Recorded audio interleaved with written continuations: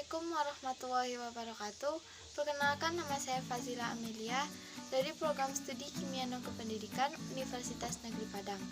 Ini adalah ujian tengah semester saya, ujian tengah semester Pendidikan Kewarganegaraan, di mana saya akan meresume semua materi dari pertemuan 1 sampai 8. Yang pertama tentang hakikat dan pentingnya pendidikan kewarganegaraan.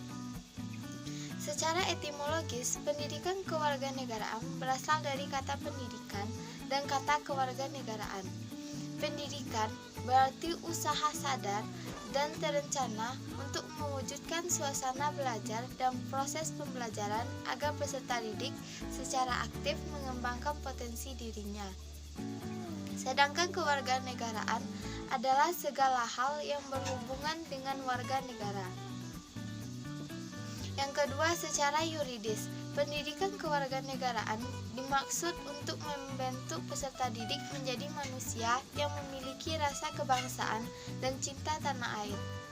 Yang ketiga, secara terminologis, pendidikan kewarganegaraan adalah program pendidikan yang berintikan dengan demokrasi politik diperluas dengan sumber-sumber pengetahuan lainnya, seperti pengaruh-pengaruh positif dari pendidikan sekolah, masyarakat, dan orang tua. Kesemuanya itu diproses guna melatih para siswa untuk berpikir kritis, analitis, bersikap, dan bertindak dengan demokratis dalam mempersiapkan kehidupan demokratis berdasarkan Pancasila dan Undang-Undang Dasar 1945. Yang keempat, negara perlu menyelenggarakan pendidikan kewarganegaraan karena setiap generasi adalah orang baru yang harus mendapatkan pengetahuan, sikap, nilai, dan keterampilan agar mampu mengembangkan warga negara yang memiliki watak dan karakter yang baik dan cerdas atau smart and good citizen untuk hidup dalam kehidupan bermasyarakat, berbangsa, dan bernegara sesuai dengan demokrasi konstitusional. Yang kelima, secara historis, awalnya diselenggarakan oleh organisasi pergerakan yang bertujuan untuk membangun rasa kebangsaan dan cita-cita Indonesia merdeka.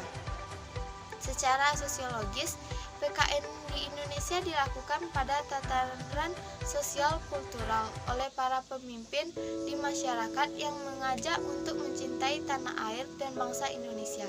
Secara politis, PKN Indonesia lahir karena tuntutan konstitusi atau Undang-Undang 1945 dan sejumlah kebijakan pemerintah yang berkuasa sesuai dengan masanya. Yang keenam, pendidikan kewarganegaraan senantiasa menghadapi dinamika perubahan dalam sistem ketatanegaraan dan pemerintahan serta tantangan kehidupan berbangsa dan bernegara. Yang ketujuh, PKN Indonesia untuk masa depan sangat ditentukan oleh pandangan bangsa Indonesia, eksistensi konstitusi negara, dan tuntutan dinamika perkembangan bangsa. Yang kedua, tentang identitas nasional. Identitas nasional dibentuk oleh dua kata dasar, ialah identitas dan nasional. Identitas berasal dari bahasa Inggris, yaitunya identity, yang secara harfiah berarti jati diri, ciri-ciri, atau tanda-tanda yang melekat pada seseorang atau sesuatu, sehingga mampu membedakannya dengan yang lain. Istilah nasional menunjukkan pada kelompok-kelompok persekutuan hidup manusia yang lebih besar dari sekedar pengelompokan berdasarkan ras, agama, budaya, bahasa, dan sebagainya. Yang kedua, dalam konteks pendidikan kewarganegaraan, identitas nasional lebih dekat dengan arti jati diri, yakni ciri-ciri atau karakteristik, perasaan atau keyakinan tentang kebangsaan yang membedakan bangsa Indonesia dengan bangsa lainnya. Yang ketiga, identitas nasional sebagai identitas bersama suatu bangsa dapat dibentuk oleh beberapa faktor yang meliputi primordial, sakral, tokoh, Bhinneka Tunggal Ika, sejarah, perkembangan ekonomi, dan kelembagaan. Yang keempat, identitas nasional Indonesia menunjukkan pada identitas-identitas yang sifatnya nasional bersifat buatan karena dibentuk dan disepakati, dan sekunder karena sebelumnya sudah terdapat identitas kesukabangsaan dalam diri bangsa Indonesia.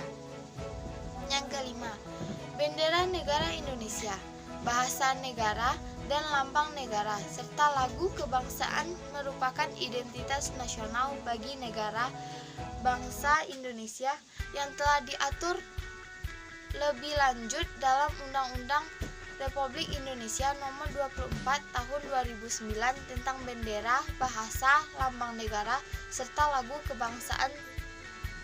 Secara historis, identitas nasional Indonesia ditandai dengan ketika munculnya kesadaran rakyat Indonesia sebagai bangsa yang sedang dijajah oleh bangsa asing pada tahun 1908 yang dikenal dengan masa kebangkitan nasional bangsa.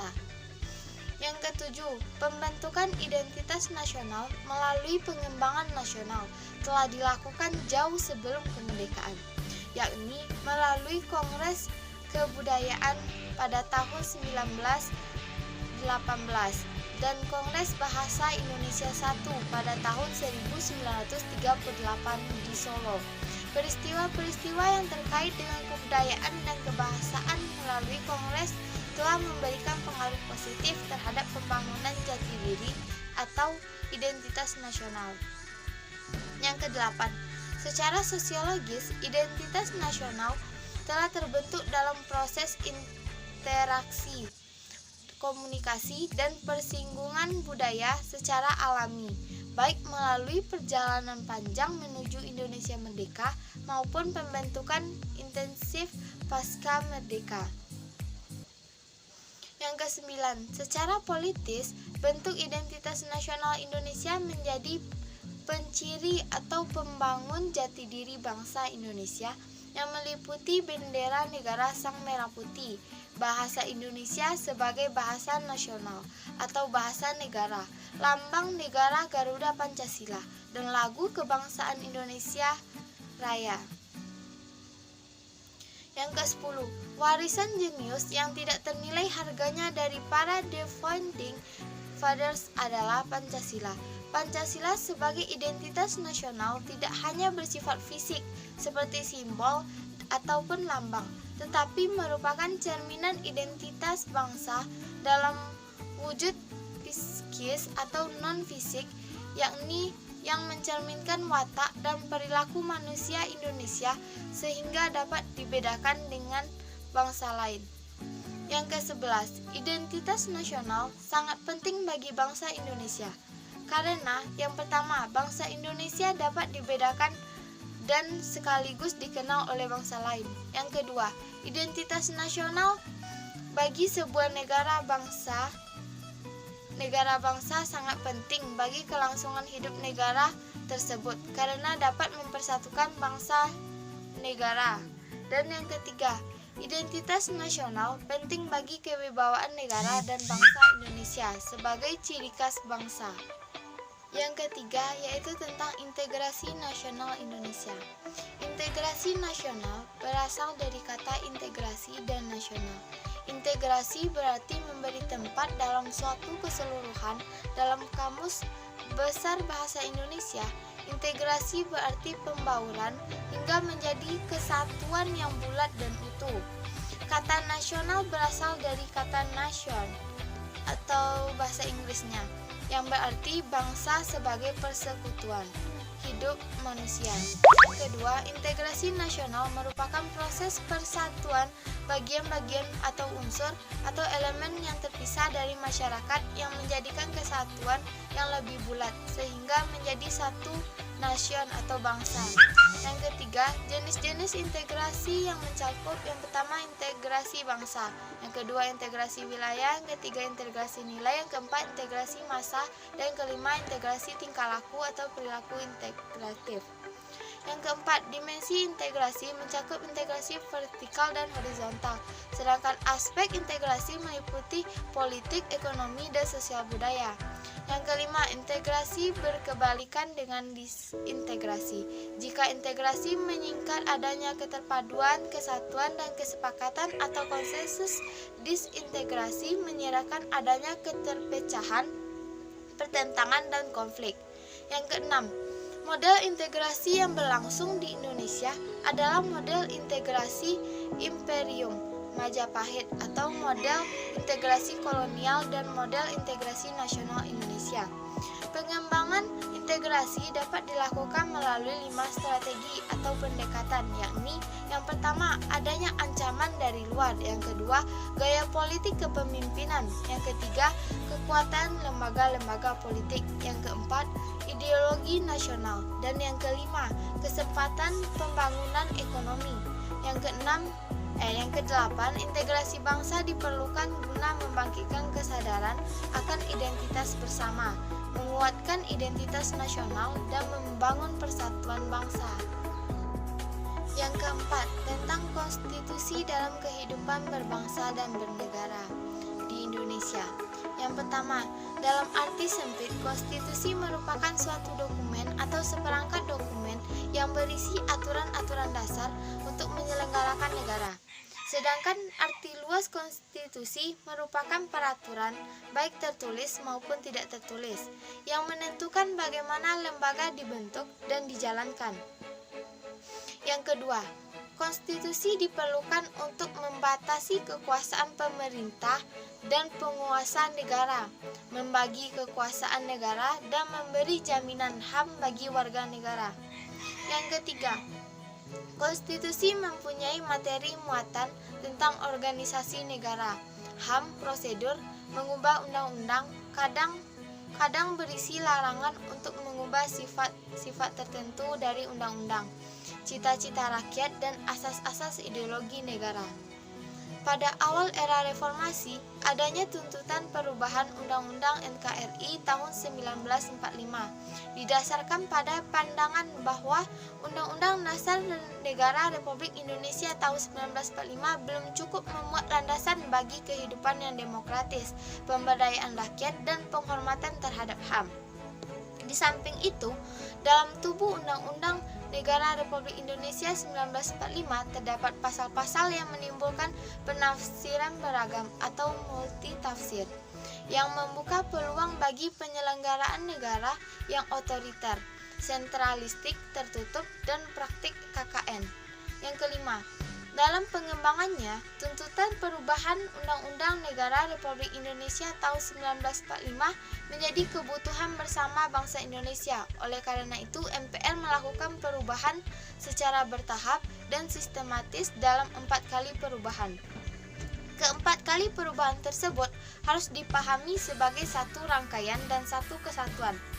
Yang keenam, dasar pemikiran perubahan Undang-Undang Negara Republik Indonesia tahun 1945 adalah kekuasaan tertinggi di tangan MPR, kekuasaan yang sangat besar pada Presiden. Pasal-pasal yang terlalu luas sehingga dapat menimbulkan multitafsir, kewenangan pada Presiden untuk mengatur hal-hal penting dengan undang-undang, dan rumusan Undang-Undang Dasar Negara Republik Indonesia 1945 tentang semangat penyelenggaraan negara belum cukup didukung ketentuan konstitusi yang sesuai dengan tuntutan reformasi. Yang ketujuh, awal proses perubahan Undang-Undang Dasar Negara Republik Indonesia tahun 1945 adalah pencabutan ketetapan MPR RI nomor 4 MPR 1983 tentang referendum pembatasan masa jabatan Presiden dan Wakil Presiden RI, dan ketetapan MPR mengenai hak asasi manusia mewakili perubahan Undang-Undang Dasar 1945. Yang kedelapan, dari proses perubahan undang-undang dapat diketahui hal-hal sebagai berikut. Yang pertama, perubahan undang-undang dilakukan oleh MPR dalam satu kesatuan perubahan yang dilaksanakan dalam 4 tahap, yakni pada sidang umum MPR 1999, sidang tahunan MPR 2000, 2001, dan 2002. Yang kedua, hal itu terjadi karena materi perubahan Undang-Undang NKRI yang telah disusun secara sistematis dan lengkap pada masa sidang MPR tahun 19 sampai 2000 tidak seluruhnya dapat dibahas dalam diambil keputusannya. Yang ketiga, hal itu berarti bahwa perubahan Undang-Undang NKRI dilaksanakan secara sistematis berkelanjutan karena senantiasa mengacu dan berpedoman pada materi rangkaian yang telah disepakati sebelumnya. Yang kesembilan, Undang-Undang Dasar 1945 menempati urutan tertinggi dalam jenjang norma hukum di Indonesia. Berdasarkan ketetapan ini, secara normatif, undang-undang isinya tidak boleh ditentangkan dengan undang-undang dasar. Jika suatu undang-undang isinya dianggap bertentangan dengan undang-undang dasar, maka dapat melahirkan masalah konstitusional undang-undang tersebut. Warga negara dapat mengajukan pengujian konstitusionalitas suatu undang-undang kepada Mahkamah Konstitusi. Yang keenam, tentang harmoni kewajiban dan hak negara dan warga negara. Hak adalah kuasa untuk menerima atau melakukan sesuatu yang semestinya diterima atau dilakukan melalui oleh pihak tertentu dan tidak dapat oleh pihak lain manapun, juga yang pada prinsipnya dapat dituntut secara paksa olehnya. Wajib adalah beban untuk memberikan sesuatu yang semestinya diberikan atau dibiarkan melulu oleh pihak tertentu, tidak dapat oleh pihak lain manapun yang pada prinsipnya dapat dituntut secara paksa oleh yang berkepentingan. Yang kedua, hak dan kewajiban warga negara merupakan wujud dari hubungan warga negara dengan negara. Hak dan kewajiban bersifat timbal balik, bahwa warga negara memiliki hak dan kewajiban terhadap negara. Sebaiknya pula, negara memiliki hak dan kewajiban terhadap warga negara. Yang ketiga, hak dan kewajiban warga negara dan negara Indonesia diatur dalam Undang-Undang Dasar Negara Republik Indonesia tahun 1900 mulai dari pasal 27 sampai 34. Termasuk di dalamnya ada HAM dan kewajiban dasar manusia. Pengaturan akan hak dan kewajiban tersebut bersifat garis besar yang menjabarkannya dituang dalam suatu undang-undang. Yang keempat, sekalipun aspek kewajiban asasi manusia jumlahnya lebih sedikit jika dibandingkan dengan aspek hak asasi manusia sebagaimana tertuang dalam Undang-Undang Dasar Negara Republik Indonesia tahun 1945. Namun secara filosofis tetap mengidentifikasikan adanya pandangan bangsa Indonesia bahwa hak asasi tidak dapat berjalan tanpa dibarengi dengan kewajiban asasi. Dalam konteks Indonesia ini, menganut paham harmoni adalah kewajiban dan hak ataupun sebaliknya. Harmoni antara hak dan kewajiban. Yang kelima, hak dan kewajiban warga negara mengalami dinamika terbukti dari adanya perubahan-perubahan dalam rumusan pasal-pasal Undang-Undang Dasar 1945 melalui proses amandemen dan juga perubahan undang-undang yang menyertainya. Yang keenam, jaminan akan hak dan kewajiban warga negara dan negara dengan segala dinamikanya diupayakan berdampak dalam terpenuhinya keseimbangan yang harmoni antara hak dan kewajiban warga negara. Demikianlah yang dapat saya sampaikan. Itu adalah materi dari pertemuan 1 sampai 8. Terima kasih atas perhatiannya. Assalamualaikum warahmatullahi wabarakatuh.